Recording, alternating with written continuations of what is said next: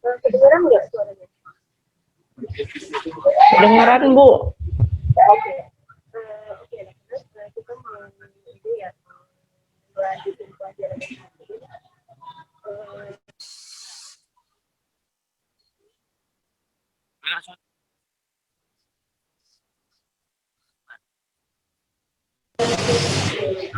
Terbu. Nggak kedengeran sorry Bu.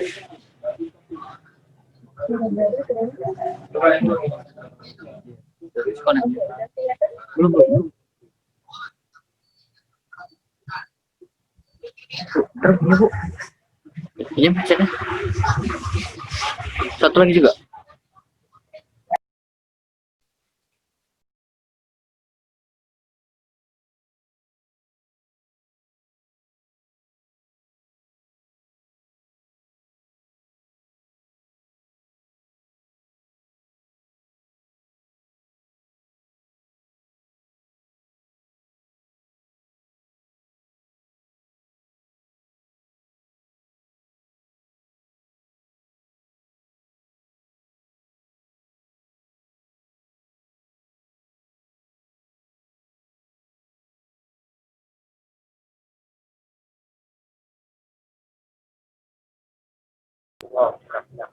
Oke, kedengeran? Suaranya udah? Oke. Ya, kita mau ya. Thank you ya anak-anak yang udah hadir hari ini. Ibu ulang ya. Assalamualaikum warahmatullahi wabarakatuh. Waalaikumsalam warahmatullahi wabarakatuh. Oke, ya. Jadi kita hari ini mau belajar tentang sintesis protein. Seperti yang kemarin kita janjikan. Jadi ini juga sebenarnya adalah salah satu hal yang harus dipersiapkan oleh sel. Nah, sebelum sel itu membelah. Ya, jadi kalau misalnya kelas 2 itu kan udah belajar ya pembelahan sel. Nah, interface. Ini juga salah satu tahapan di interface itu gitu loh sebenarnya ya kan. Nah, kalau kemarin kan kita udah belajar replika. Nah, gimana DNA itu ngebuat kembarannya supaya apapun kode yang ada di sel lama itu ada di sel yang baru.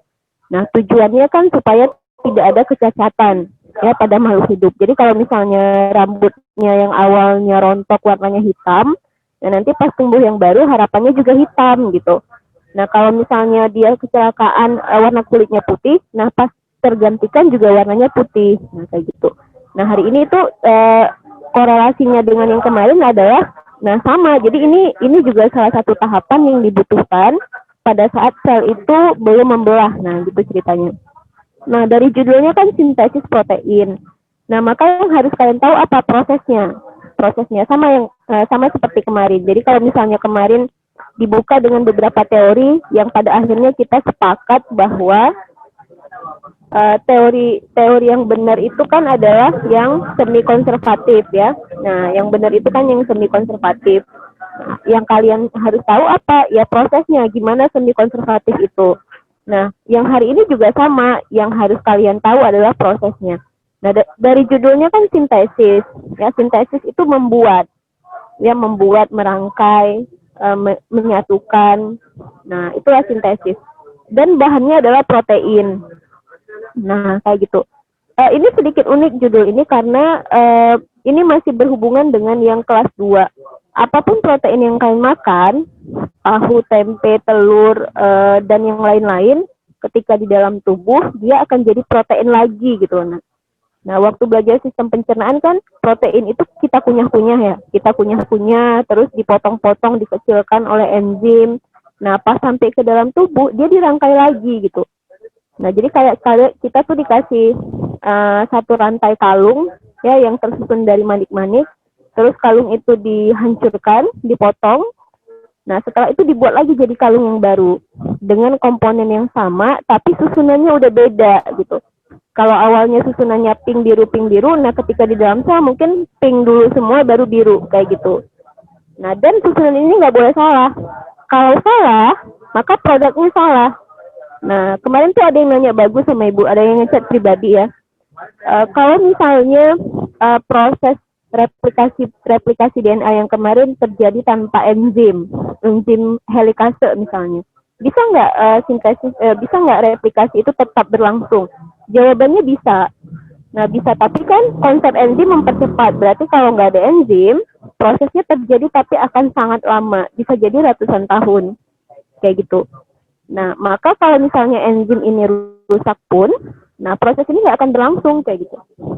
Jadi harus benar-benar pas. Helikase itu nggak boleh salah. Kalau helikasenya salah, salah bentuk, salah urut,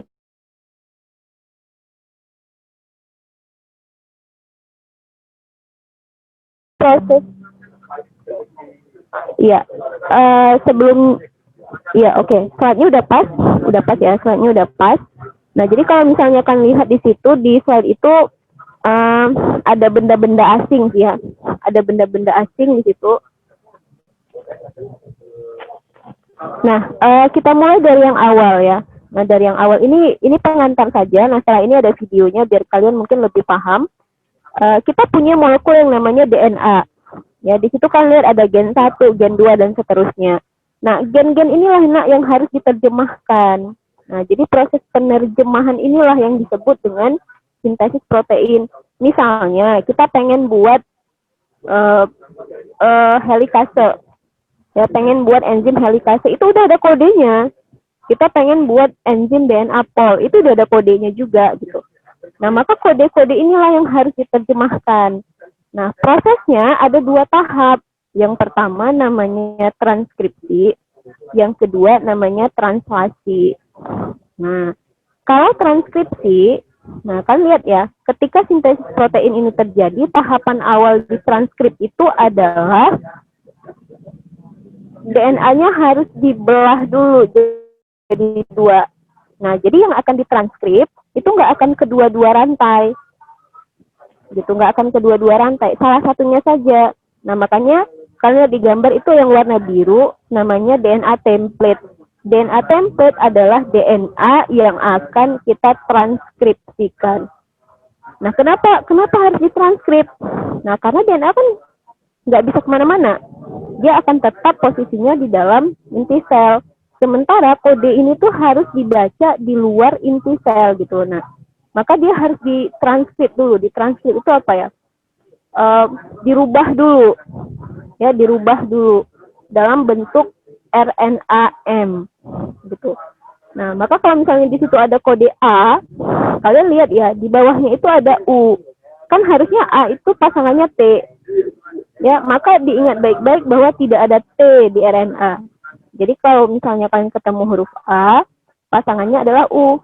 Kalau C, tetap pasangannya G, dan seterusnya.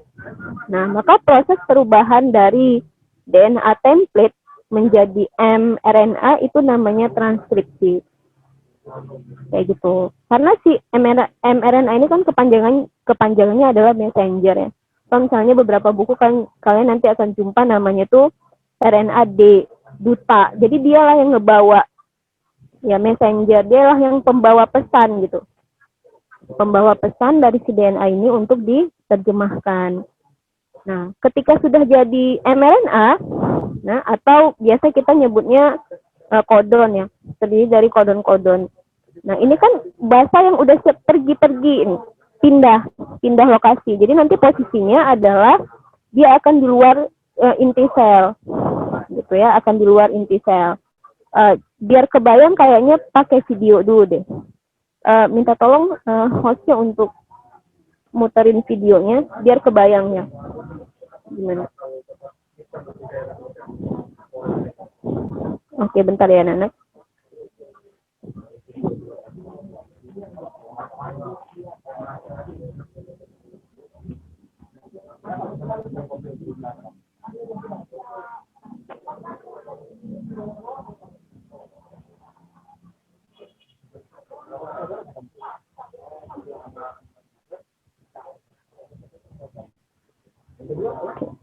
Videonya udah bisa diputar? Oke, bentar ya. Oke. Coba dilihat dulu videonya ini.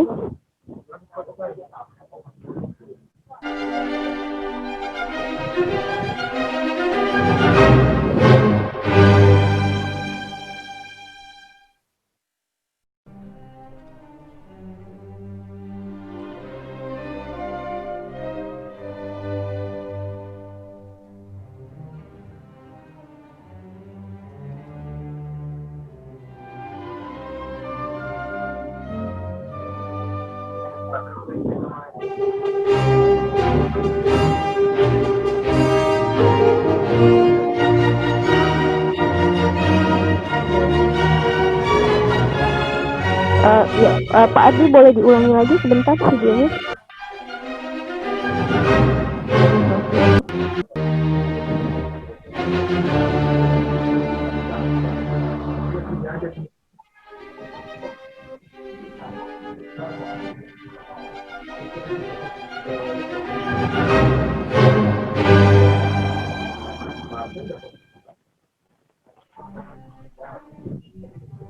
Ya, ini adalah part 1-nya, transkripsi.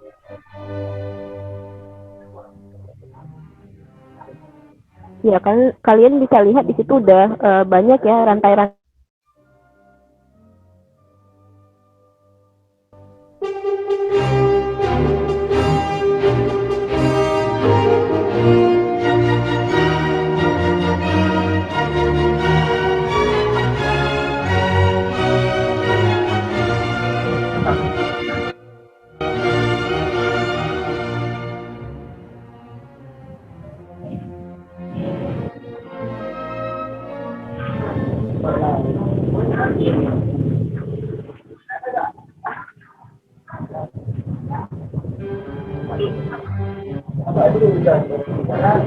Oke, kalian di situ jumpa enzim namanya RNA pol 2.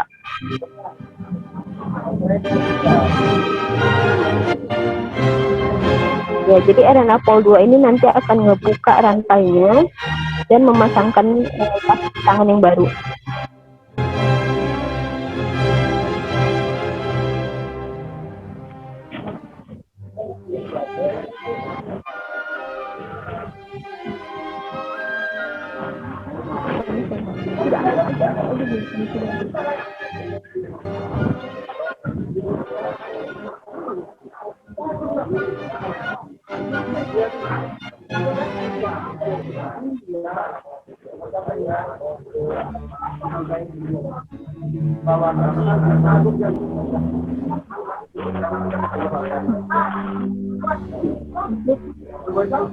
Jadi ini handphone siapa?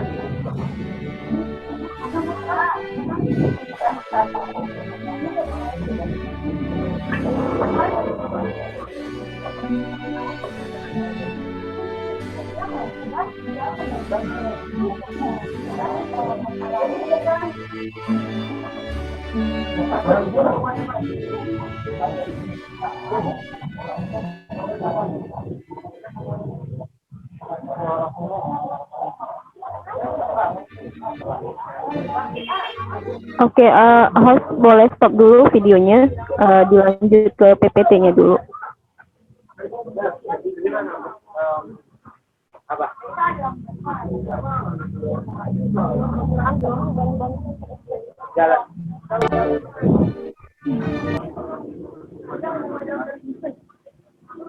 Bentar ya anak-anak, biar satu proses aja dulu hari ini, transkripsinya dulu. Translasinya kita lanjutin di minggu depan.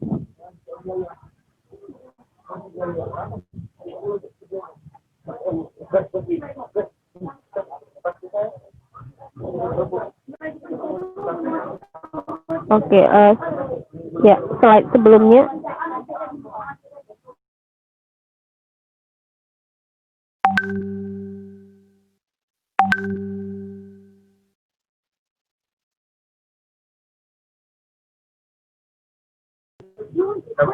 Oke.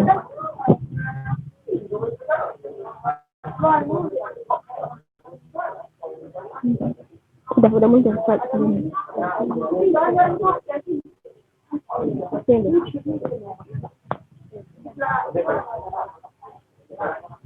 Ya, oke. Jadi kan di video tadi kalian nampak ya proses transkripsi itu ada sedikit tambahan di video itu bahwa ketika DNA template itu dirubah menjadi mRNA.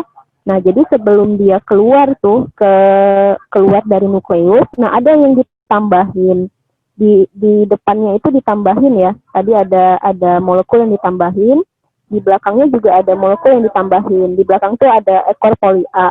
Nah, sebenarnya penambahan di depan dengan di belakang itu nanti untuk menjaga supaya mRNA ini tidak dianggap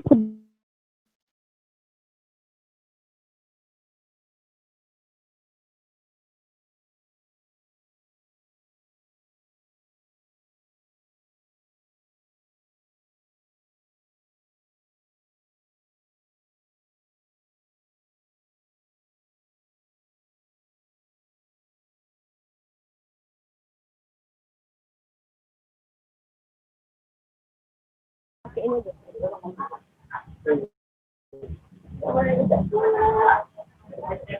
Oke, ya. Jadi ketika ditambahkan di depan dengan di belakang, nah itu tadi ya untuk menjaga supaya mRNA ini tidak dianggap benda asing. Nah kalau sampai ini dianggap benda asing, nah maka nanti akan dimakan oleh lisosom. Nah jadi lisosom itu tuh nggak akan kenal bulu ya. Sesuatu yang dianggap asing tuh akan dia makan. Nah setelah itu ada tadi proses seleksi lagi ya, kayak digunting lagi gitu. Ada kode-kode yang mungkin tidak diperlukan pada saat itu untuk diterjemahkan, maka itu akan digunting dulu. Ya, guntingnya pasti pakai enzim ya, nggak pakai gunting biasa. Misalnya kayak gini realnya dalam kehidupan. Jadi kayak anak laki-laki ya pada saat lahir dia udah punya tuh yang namanya gen pengkode kumis atau jenggot. Nah, tapi kan pada saat bayi nggak lucu dong kalau anak bayi itu punya kumis atau punya jenggot gitu. Makanya gen itu tidak dibutuhkan pada saat itu. Nah, atau misalnya ini apa namanya gen testosteron ya.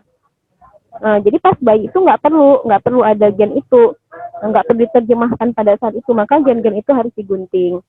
Nah, Ibu rasa cukup dulu ya, nah untuk proses transkripsi hari ini. Nah, kayak gitu.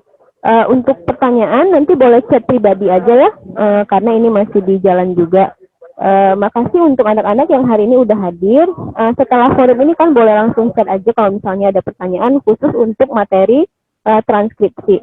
Ya, thank you anak-anak. Terima kasih. Assalamualaikum warahmatullahi wabarakatuh. Waalaikumsalam warahmatullahi Waalaikumsalam warahmatullahi wabarakatuh. Thank you, Bu.